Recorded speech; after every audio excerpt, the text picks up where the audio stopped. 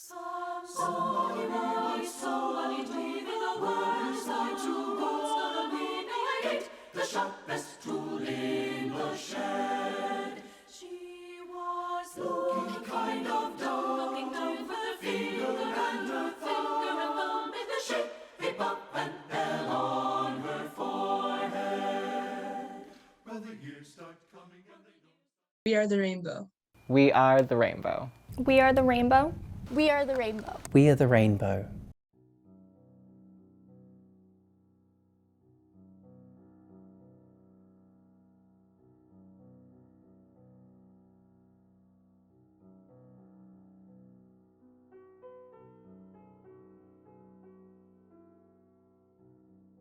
How has homelessness touched my life? Well, I lived in a lot of precarious housing situations growing up, just not knowing if we would be able to afford to stay living there. My mom and I became homeless, I think, for the first time when I was about 9. We lived in a car for a while. We stayed at my grandma's, and we were homeless twice again after that. I mean, growing up was difficult for a variety of reasons, and quite early on, I didn't feel comfortable in my own home.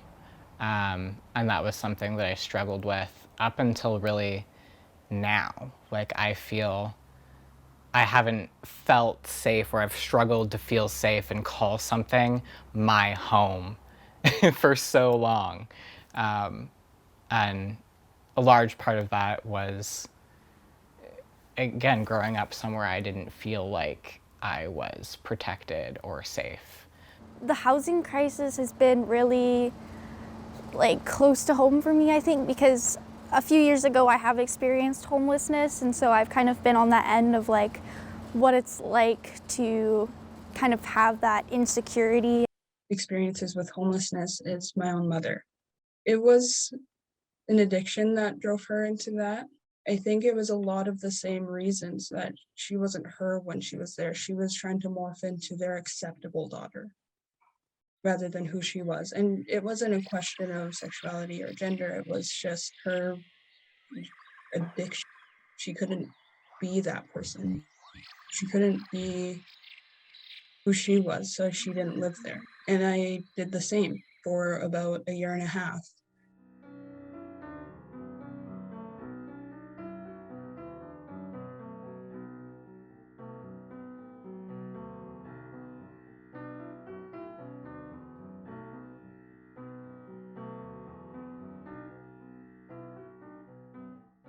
My grandmother, love her so much, and she's also passed on.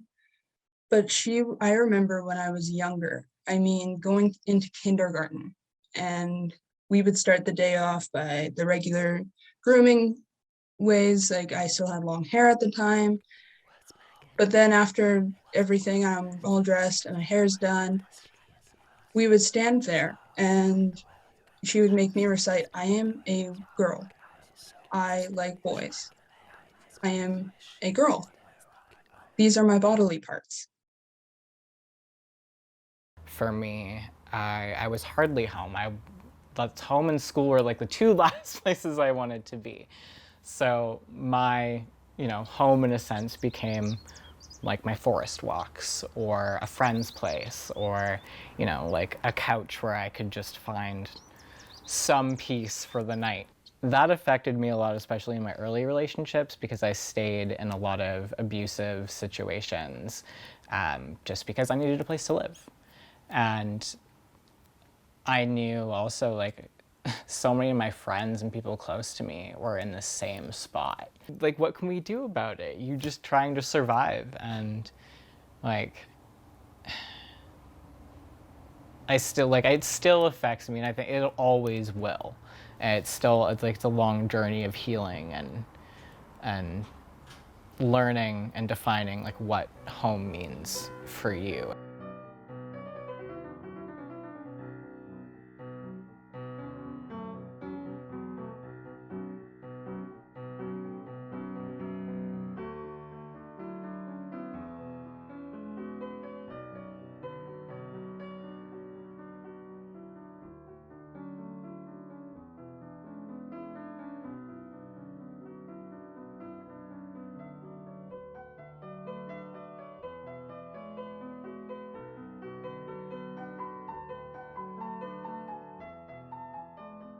I actually dropped out of high school in grade 9 because I was homeless for the first 2 months of grade 9 and I couldn't focus on school.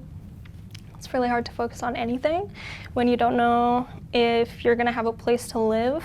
But I know that a lot of people who go through the system, it can be very traumatizing.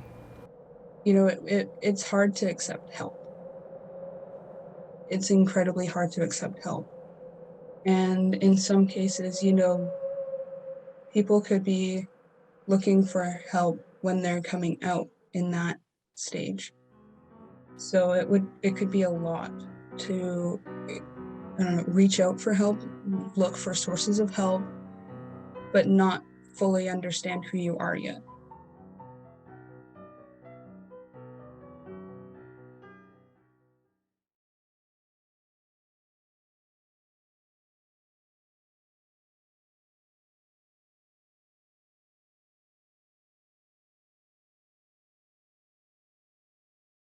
It'll be absolutely life-changing for every person that gets a chance to receive the help from Rainbow House.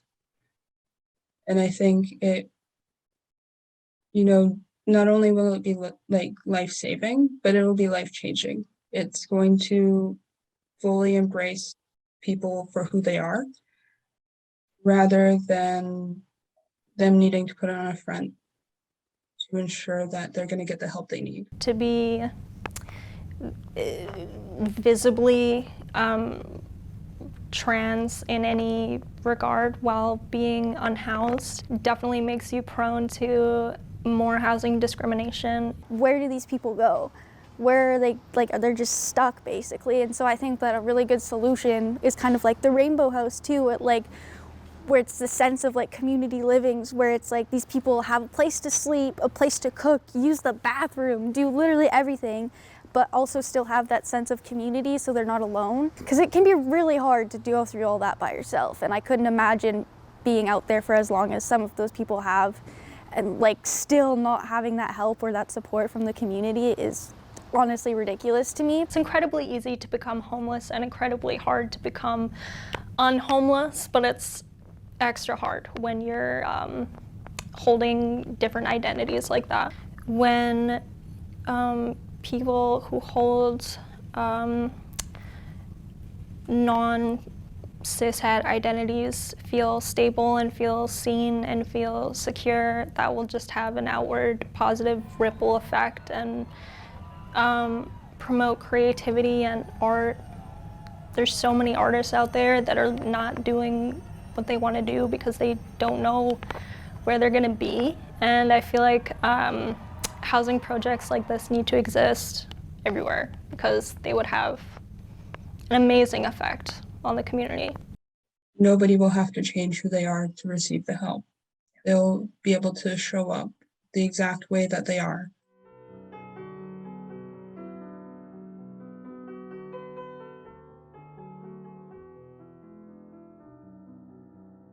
This is our house. This is our house. This is our house.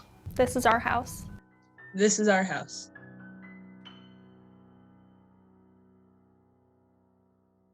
See a human who needs the help and is courageous enough to ask for it. Rainbow House will succeed. Didn't make sense not to live for fun. Your brain gets smart, but your head gets dumb. So much to do, so much to see. So what's wrong with taking the back streets? You'll never know if you don't go. You'll never shine if you don't glow. Oh, hey, now, naughty, nose, naughty, hey, now, go play.